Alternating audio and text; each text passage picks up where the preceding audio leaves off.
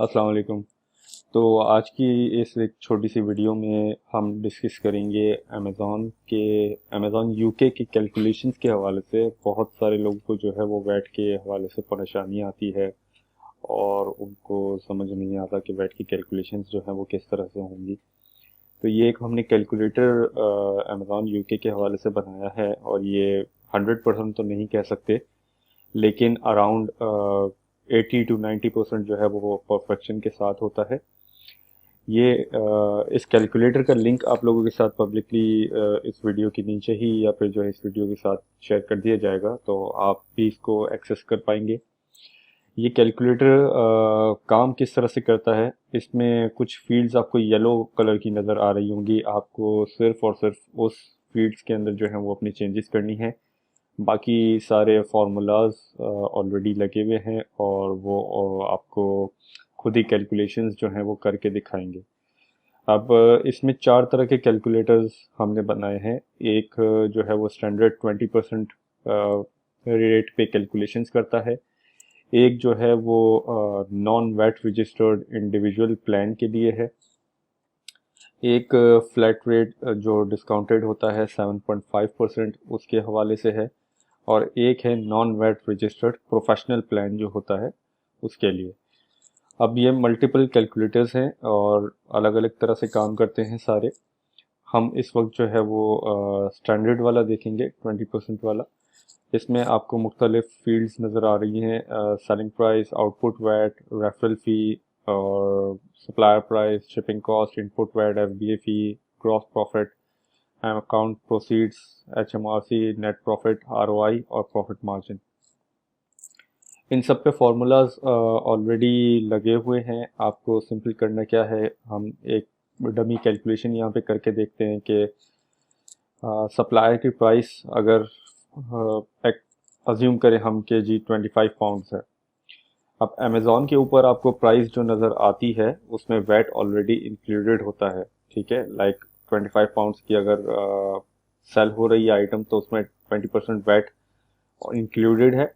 और हम जो सेलिंग प्राइस अमेज़ॉन पे डालते हैं उसमें इंक्लूडेड होती है वो चीज़। तो अमेज़ॉन रिटर्न में आपको जो है वो अमाउंट जो प्रोसीडिंग्स जो आपको देता है अमेज़ॉन, उसमें वैट इंक्लूडेड होता है जो आपको एचएमआरसी को रिपोर्ट करना होता है, या कह लें कि उसको उनको रिटर्न करना होता है। अब इसमें रेफरल फ़ी ऑटोमेटिक कैलकुलेट हो रही है 15% पे। इसको आप चाहें तो चेंज कर सकते हैं। बाज़ दफ़ा 12% होती है, बाज़ दफ़ा 17 पे चली जाती है, या बाज़ दफ़ा ऊपर नीचे। इसमें प्लस माइनस जो भी करना चाहें आप यहाँ पे इसको 15 से चेंज करके अपने डिज़ायर्ड परसेंटेज पे कर सकते हैं। वैट का फार्मूला यहाँ पे ऑलरेडी लगा हुआ है। तो ये फार्मूला क्या करता है कि 25 पाउंड्स में से 25 पाउंड्स के अंदर चूंकि 20% इंक्लूडेड है, तो ये उसको एक्सट्रैक्ट करके आपको दिखाता है कि जी 25 की अगर सेल हुई थी तो उसमें 4.17 वैट इंक्लूडेड था। ठीक है, आगे इसके आता है सप्लायर प्राइस। यहाँ पे आप अपने सप्लायर की कॉस्ट डालते हैं एक्सक्लूडिंग वैट, इसमें वैट शामिल नहीं होगा। ठीक है, सपोज करें हम जो 25 की हमने बेची 25 पाउंड्स की, उसकी हमारी कॉस्ट थी 10 पाउंड्स।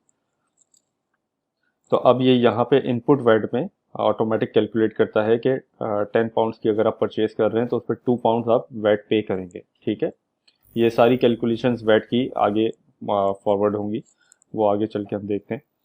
यहाँ पे शिपिंग कॉस्ट आपको डालनी है, अज्यूम कर लेते हैं इसको 50 सेंट्स या 50 पेंस।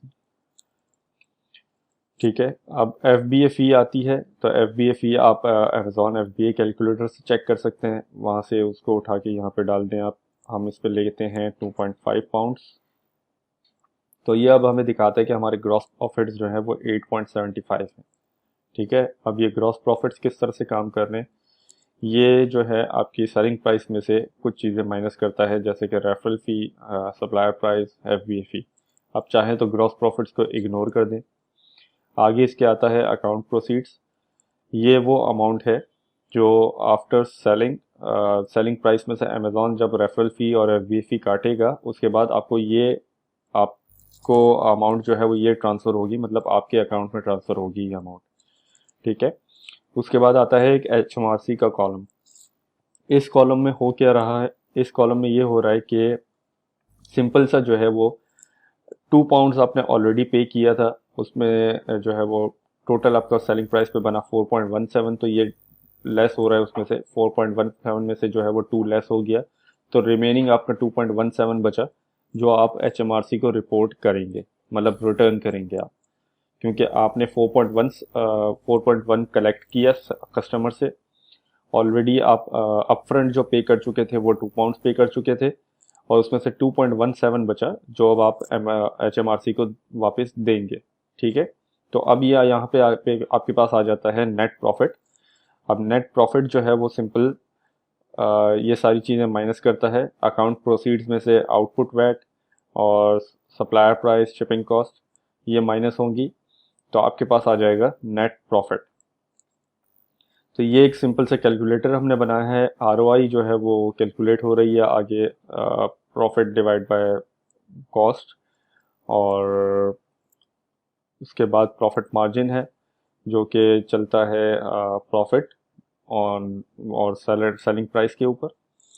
तो ये एक 20% का स्टैंडर्ड कैलकुलेशंस हमने बनाई है, उसके नीचे और भी हैं। ये दो आपके इतने ज़्यादा काम नहीं आते, ये वाला आपके काम आ सकता है। इसमें भी कैलकुलेशंस तकरीबन सेम ही हैं, बस वैट की कैलकुलेशंस जो है वो थोड़ी सी ज़्यादा है, क्योंकि ये नॉन वैट रजिस्टर्ड अकाउंट होता है, तो इसमें HMRC को आपको नहीं देना होता, सारा प्रॉफिट जो है वो आपके पास ही आता है। तो इसको हम सेम उस पे लेके चले जाते हैं, सेम नंबर्स पे, कि 25 की सेलिंग प्राइस थी और सप्लायर प्राइस हमारी थी 10, और 0.5 हमारी थी शिपिंग कॉस्ट, 2.5 हमारी FBA फी थी। तो अब ये फ़र्क है दोनों में। अगर आप वेट रजिस्टर्ड थे तो आपका प्रॉफिट 4.08 था, और अगर आप नॉन वेट रजिस्टर्ड हैं तो आपका प्रॉफिट 5 आ जाएगा। तो ये इसमें थोड़ी बहुत जो है वो चेंजेस होती हैं, तो आप इसको बिल्कुल यूज़ कर सकते हैं, लेकिन अपनी जो है वो अपने एंड पे इसकी कंफर्मेशन ज़रूर लें, कैलकुलेशन ज़रूर चेक कीजिएगा। ऐसा नहीं है कि ये 100% बिल्कुल परफेक्ट है, 100% जैसे कि मैंने शुरू में बताया ये नहीं है, और अराउंड 80 टू 90% कैलकुलेशन इसकी सही है, लेकिन इसको आप क्रॉस चेक लाजमी करें। Thank you.